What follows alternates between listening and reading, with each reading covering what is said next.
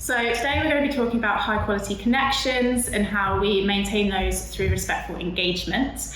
Shelly Gable found that the way that we celebrate with each other has a bigger impact on our relationships than when we fight. And so what we wanted to do today is just talk through some examples of what that looks like in practice. So I've got Richard here. Richard, do you want to share an example with me of something that you've just been doing in your personal life? Yeah, sure. So the example that I thought of is last year I ran the Brighton Marathon. It was really hard to fit it in with my personal and my work life. But in the end I managed to achieve a 4 hours and 9 minutes, which for your first time isn't too bad. Sounds pretty tough. It must be quite hard on your joints, your knees, your stuff if you did too many of them. It's quite an enduring thing to go through. So I imagine you probably felt quite tired afterwards. I did. Well, yeah, I guess so. It felt tired, but I mean, it was something that I was really proud of and really engaging. So, I'm not sure how I deal with a question like that.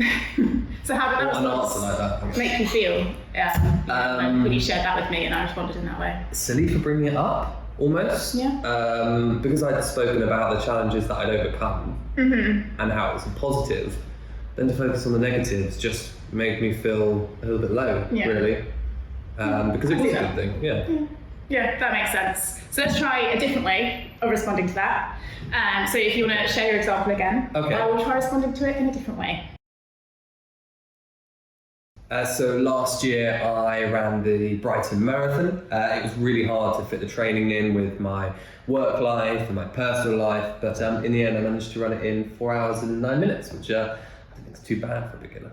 Yeah, that sounds pretty cool. I've actually not got a lot of time, so do you mind if we just chat about our meeting tomorrow real quick, just so that we can get through that? Is that all right? Yeah, sure.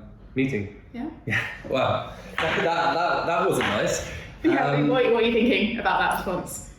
Completely dismissed me. I was obviously talking about something that was important to me, that I had achieved something, and you just completely sidetracked to go on the meeting. And it's not like we're best friends or anything, it's a business relationship, but it still felt very transactional. That I think that's the best way of putting it. That what I was saying was not valued at all. You probably weren't even listening. Okay, so I'm going to try this one more time. Right, I'll try and respond better. So do you want to share your example again? So I had my feelings so far. So last year I ran the Brighton Marathon. It was quite hard to fit the training in through my work life and personal life, but in the end I managed to run it in 4 hours and 9 minutes, which isn't bad for a beginner. I mean, that's better than I'd be able to do it. It must have been super fun. How are you feeling now after a few days rest? Are you feeling alright now? Is it still tiring? It was good. I'm still on a bit of a high from it. Legs hurt maybe a little bit, but no, I'm feeling really good from it. Thank you. Yeah, well done.